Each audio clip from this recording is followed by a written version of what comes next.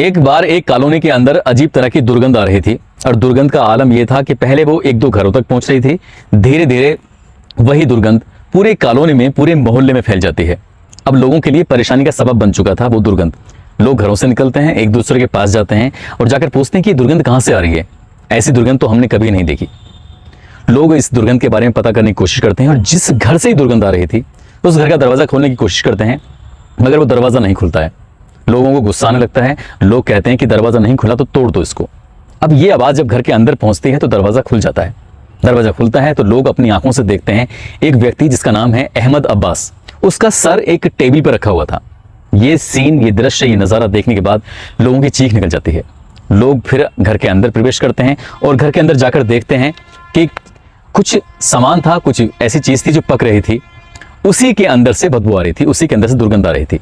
और लोग उस देगची को, यानी कि उस बर्तन को हटाकर देखने की कोशिश करते हैं तो उसमें हाथ और पैर रखे हुए थे। बर्तन काफी बड़ा था और ये देखने के बाद लोगों की चीख निकल जाती है। तुरंत ही मौके पर पुलिस बुलाई जाती है और जैसे ही पुलिस आती है, मामला ये मीडिया, सोशल मीडिया, तमाम जगह बुरी तरह फैल जाता है। और जब लोगों को पता चलता है कि एक व्यक्ति को मारकर उसका कोरमा बनाया जा रहा था, तो इस सवाल का जवाब हर कोई जानना चाहता था कि आखिरकार इस कोरमे का क्या किया जाता।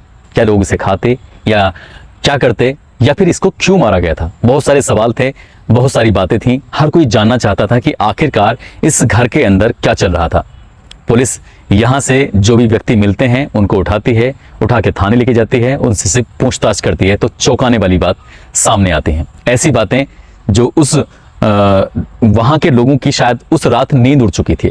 जब भी इस वाक्य को याद करते हैं तो लोगों की नींद उड़ जाती है। आदाब, नमस्कार, सत श्री अकाल। मैं उस्मान सैफी। आज की जो सच्ची घटना मैं आपको सुनाने जा रहा हूं, ये सच्ची घटना है पड़ोसी मुल्क पाकिस्तान की। वहां का एक जिला है कराची और कराची जिले का एक शहर है, एक टाउन है जिसका नाम है शाह फैसल। शाह फैसल टाउन की वाकया है 24 नवंबर 2011 का लगभग 11 साढ़े 11 बजे के आसपास का वक्त रहा होगा। पुलिस स्टेशन में फोन पहुंचता है कि साहब जल्दी से आ जाइए, एक आदमी का मर्डर कर दिया है, उसका कत्ल हो गया है। कत्ल जिसका हुआ था उसका नाम था अहमद अब्बास। उम्र उसकी ज्यादा नहीं थी, ज्यादा से ज्यादा 32 या 35 साल के आसपास। पुलिस तुरंत मौके पर पहुंचती है क्योंकि सूचना जो मिली थी वो बाकी बहुत भयानक सूचना थी। उस व्यक्ति को पुलिस देखती है तो सर है, बाकी का हिस्सा एक संदूक था स्टील का, उसके अंदर रखा हुआ था और कुछ हिस्सा उसका पकाया जा रहा था।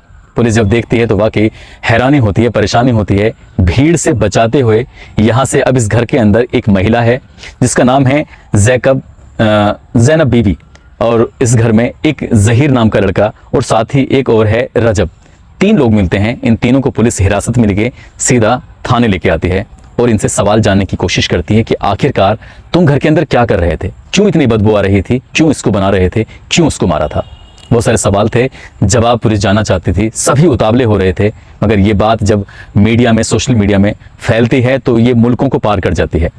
ऐसा कौन सा देश था, चाहे वो अमेरिका की बात हो, रूस, फ्रांस, भारत की बात हो, चाइना की बात हो, किस देश में ये न्यूज नहीं चली थी कि एक औरत ने अपने पति की हत्या करके उसका कोरमा बना रही थी, उसकी एक स्वादिष्ट व्यंजन बना रही थी। अब उसका करती क्या, यही सवाल था, क्यों। पुलिस ने जब उसे सख्ती से पूछने की कोशिश की तो उसने एक एक बात तोते की तरह बताना शुरू कर दी, मगर बताते बताते वो रोने लगती है। रोने वाली वाकई बात भी थी। दरअसल बताती है कि 5 साल पहले, यानी कि सन 2006 में उसकी अहमद अब्बास नामक एक व्यक्ति से शादी होती है जो कि सिक्योरिटी गार्ड का काम करता था। उसके साथ वो बिल्कुल ठीक ठाक रह रही थी। शादी ये पहली नहीं थी बल्कि दूसरी शादी थी। उस वक्त उसको एक बेटी भी थी। अहमद अब्बास ने उसको बेटी सहित स्वीकार किया था और वो उसके साथ बेहद खुश रहता था, उसका बेहद ख्याल रखता था। दोनों ने लव मैरिज की थी, परिवार की मर्जी के खिलाफ। परिवार के लोग इस शादी से खुश नहीं थे।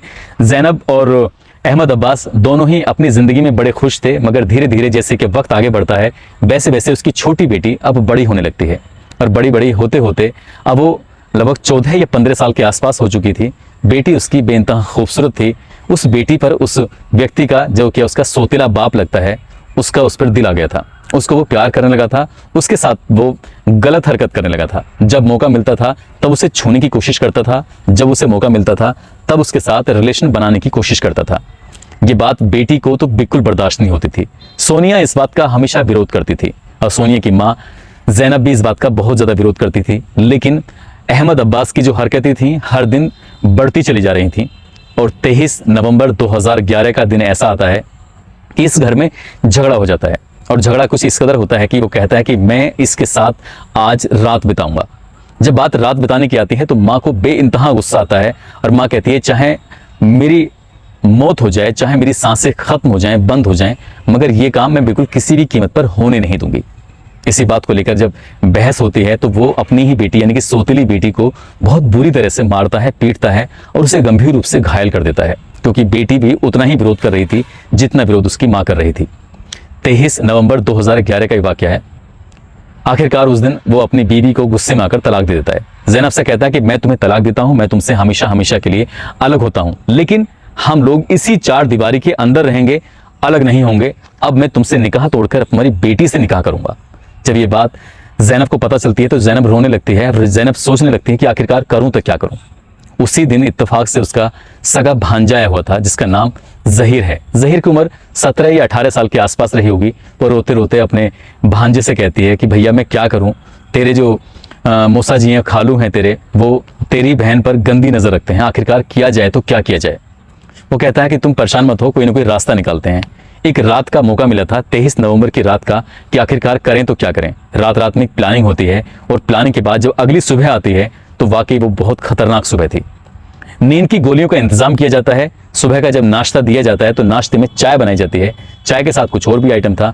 लगभग 5 गोलियां चाय में अहमद अब्बास को दे दी जाती हैं और अहमद अब्बास को ये चाय पीते ही नींद का झटके थोड़ा तेज आने लगते हैं। लेकिन इस ज़ैनब को तसल्ली नहीं थी। उसे ऐसा लग रहा था कि इन गोलियों से उसका कुछ नहीं होगा। वो दोबारा से मेडिकल स्टोर जाती है और मेडिकल स्टोर से कुछ गोलियां और लेके आती है और लाने के बाद फिर वो एक बार चाय या किसी वैसी चीज़ बनाती है और अपने पति को नशे में ही, अपने शोहर को नशे में ही फिर से 3-4 गोलियां और दे देती है। अब नशा ज़्यादा हो जाता है। ज़हीर अपने दोस्त को फ़ोन करता है जिसका नाम है रजब। रजब की भी उम्र इतनी ही है, लगभग 17-18 साल के आसपास, लेकिन वो प्रोफेशनल है। जैसे क्या कुरैशी लोग मीट का कारोबार करते हैं, मीट का काम करते हैं, मीट को किस तरह से काटा जाता है, किस हिस्से की बोटियां बनाई जाती हैं, वो इस एक तरह से प्रोफेशनल था और इनकी प्लानिंग पहले ही से ही हो चुकी थी। अब इस घर के अंदर 3 सदस्य हो जाते हैं। दिन जैसे ही निकलता है, नाश्ता कराने के बाद वो अपनी बेटी सोनिया से कहती है, सोनिया तुम जाओ अपना काम करो और आराम से आना। यानी कि शायद बेटी के बारे में बताया जाता कि वो दूसरों के घरों में काम करती थी, बर्तन वगैरह या फिर खाना ना बनाने का, तो वो उसे घर से निकाल देती है। और घर के अंदर अब 3 जने होते हैं जिसमें ज़ैकब होती है, ज़ैनब, और ज़ैनब के साथ साथ ज़हीर होता है और रजब होता है। अब यहाँ पर एक बार जैसे कि ये कुछ दवाइयाँ लेने के लिए बाजार गई थी तो बाजार से ही कुछ वैसी चीज़ मंगाई जाती हैं जैसे रस्सी वगैरह, कुछ चाकू और कुछ बर्तन वगैरह और साथ ही चूल्हा मंगाया जाता है। और ये सारा सामान मंगाने के बाद वो बेहोशी की हालत में था और रस्सी से उसका गला दबाकर उसकी हत्या कर दी जाती है। एक तरफ तो पैर पकड़े हुए थे ज़ैनब ने, एक तरफ हाथ पकड़े हुए हैं, साथ ही उसने एक रस्सी जो उसके गले में डाली हुई थी, दोनों मिलकर मतलब एक साइड से ज़हीर और दूसरा जो उसका साथी होता है रजब, वो उसके रस्सी को खींचते हैं। लगभग बताया जाता है कि 7 या 8 मिनट तक वो व्यक्ति ऐसे ही तड़पता रहा और तीनों को जरा से भी रहम नहीं आई, जरा से भी दया नहीं आई। जब वो मर जाता है, अब मरने के बाद सोचते हैं कि आखिरकार करें तो क्या करें, इसकी बॉडी को कैसे ठिकाने लगाया जाए। उस महिला को फिर से बाहर भेजा जाता है, वो बाजार जाती है और ये कोशिश की जाती है कि बड़ा सा बॉक्स आएगा तो बॉक्स के अंदर इसको पैक करके किसी रिक्शे वगैरह में रख के इसे कहीं दूर फेंक देंगे, मगर कोई बॉक्स मिलता ही नहीं है। और मैं खैर पहले गलत बता गया, जब दूसरी बार जाती है तो ये बॉक्स नहीं मिलता है तो वहाँ से वो कुछ ऐसी चीज़ दिखाती है जैसे बड़ा सा चाकू या कुछ जैसे हड्डी तक कट जाए ऐसा कोई धारदार हथियार, जो कि कुरैशियों के कसाईयों के पास होता है। वो घर में आता है और घर में आने के बाद इसकी बोटी दर बोटी काटने लगते हैं। गर्दन को मतलब इसको सर को बिल्कुल धड़ से अलग करके और उसके शरीर के लगभग 62 पीस कर दिए जाते हैं। और 62 पीस करने के बाद अब ये प्लानिंग करते हैं कि इसकी शव को इसका कोरमा बनाते हैं और कोरमा बनाने के बाद जैसे ही कुछ अद बना होगा या इसके मीट के टोटल बना के उसको कहीं नाले वगैरह में या किसी खाई में फेंक देंगे। कोई पूछेगा कि आखिरकार तुमने इसको क्यों फेंका है तो कह देंगे कि ये गोश्त था जो कि खराब हो चुका है, इसीलिए उन्होंने उसका कोरमा बना रहे थे। पुलिस की जांच में बार बार एक ही बात पूछी जाती है कि कोरमा क्यों बनाया जा रहा था, तो वो कहते हैं कि कोरमा बनाने का कोई उद्देश्य नहीं था, यदि हम सही से बनाते तो शायद उसके अंदर दुर्गंध नहीं आती, इसलिए उन्होंने ऐसी टेम्परेरी उसको बनाना शुरू कर दिया। और बनाने के बाद जब उसको उबाल रहे थे तो उबालते हुए में उसमें एक अजीब तरह की दुर्गंध आ रही थी, स्मेल आ रही थी और ऐसी स्मेल लोगों ने कभी भी नहीं सूंघी थी, जिसकी धीरे धीरे एक घर से दूसरे, दूसरे घर से तीसरे और पूरी कॉलोनी में यानी कि शाह फैसल टाउन के अंदर धीरे धीरे वो बदबू फैल जाती है जिससे लोग परेशान हो जाते हैं।